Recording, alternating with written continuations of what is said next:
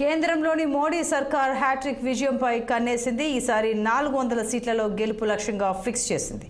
తెలంగాణలో మెజార్టీ లోక్సభ స్థానాలను కైవసం చేసుకునేలా అడుగులు వేస్తోంది. ఇందులో ప్రధానంగా హైదరాబాద్ ఎంపీ స్థానంపై కమలం పార్టీ స్పెషల్ ఫోకస్ పెట్టింది. 40 ఏళ్లుగా హైదరాబాద్ను మజ్లిస్ తమ కోటగా మార్చుకుంది. మరే అభ్యర్థికి ఇక్కడ గెలిచే అవకాశాలు లేకుండా చేసింది. అయితే ఎప్పటి నుంచో మజ్లిస్కు పోటీగా హైదరాబాద్ స్థానంపై బీజేపీ పోటీ చేస్తూ వస్తోంది. మజ్లిస్ తర్వాత హైదరాబాద్పై బీజేపీకే ఎక్కువ పట్టుంది. దీంతో మజ్లిస్ కోటను బద్దలు కొట్టేందుకు కమలనాథులు తీవ్రంగా ప్రయత్నిస్తున్నారు. హైదరాబాద్ స్థానం నుంచి బీజేపీ తరపున మాధవీలత పోటీ చేస్తున్నారు.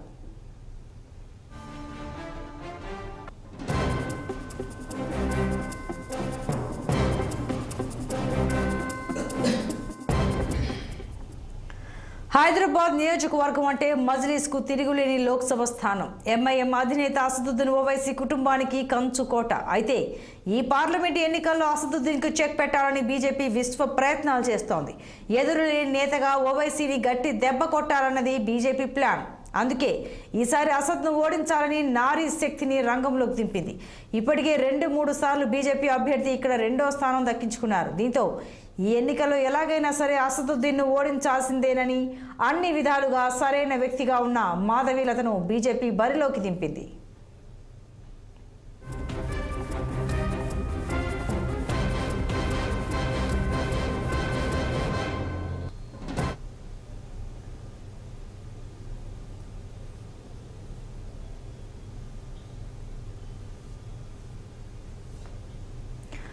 మాధవీలత మహిళలు హిందూ అంశాలపైన యాక్టివ్గా వ్యవహరిస్తున్నారు. సామాజిక కార్యకర్తగా ట్రిపుల్ తలాక్పై అనేక ముస్లిం మహిళా సంఘాలతో కలిసి పనిచేశారు.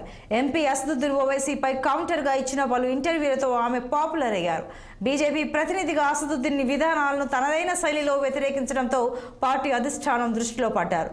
దీంతో నారీ శక్తితోనే మజ్లిస్ దెబ్బ కొట్టాలని బీజేపీ హైకమాండ్ భావించింది. ఒకవేళ బీజేపీ ప్లాన్ సక్సెస్ అయి మాధవీలత హైదరాబాద్ ఎంపీగా విజయం సాధిస్తే మోడీ నాయకత్వంపై మరింత నమ్మకం పెరిగే అవకాశం ఉంటుంది.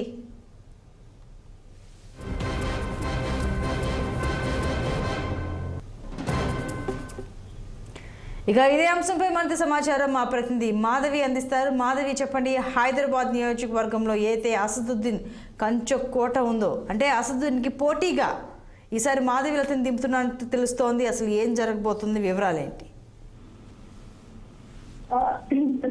కొన్ని సంవత్సరాలుగా అక్కడ ఎవరిని పోటీకి నిలబెట్టినా ఎంఐఎం పైన ఎవరు కూడా గెలవడం అనేది అసాధ్యంగా మిగిలిపోయింది.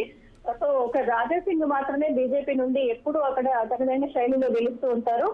దానిని దృష్టిలో పెట్టుకొని ఈసారి నారీ శక్తిని ఉపయోగించి ఒక లేడీగా మాధవీలతకి ఛాన్స్ ఇవ్వడమే కాకుండా ఆమెకి అన్ని విధాలుగా ఎంఐఎం తెచ్చుకోవటాన్ని మాత్రం ఎలాగైనా కూలగొట్టాలి అనే ఉద్దేశంతో తను ఎప్పటి నుంచో కూడా గ్రౌండ్ వర్క్ చేస్తున్నట్టుగా కూడా మనకు తెలిపారు. సో అక్కడ నుండి ఈ రోజు చూసుకున్న అమిత్ షా మీటింగ్ లో కూడా ప్రత్యేకంగా మాధవీలతని పిలిచి అందరికీ చూపించడం, అలాగే తనని ఇంట్రొడ్యూస్ చేయడం అనేది కూడా ఒక ప్రత్యేకతగా నిలిచింది ఈ రోజు సభలో. సో ఈ దాన్ని చూసుకున్నట్లయితే ఆమె కూడా పెద్ద ఎలాగైనా నేను గద్దె దింపుతా అని వాగ్దానం మాత్రం చేస్తున్నారు. ఇక ఇక్కడ ఎంఐఎం ఎక్కడైతే పోటీ చేస్తున్నారో హైదరాబాద్ నుంచి మాత్రం ఖచ్చితంగా నేను ఈ స్టేట్ నేను గెలుస్తాను అనే ధీమా మాత్రం మాధవీలత వ్యక్తం చేస్తుంది. అలాగే ఇప్పుడు ఈ రోజు అమిత్ షా పర్యటనలో మాత్రం ఈ తెలంగాణ పర్యటన చూసిన తర్వాత అమిత్ షా 12 సీట్లు గ్యారంటీగా మనకి తెలంగాణ నుంచి వస్తాయనే నమ్మకాన్ని అమిత్ షా కూడా వ్యక్తం చేస్తున్నారు. Santosh. Yes right Madhavi, thank you.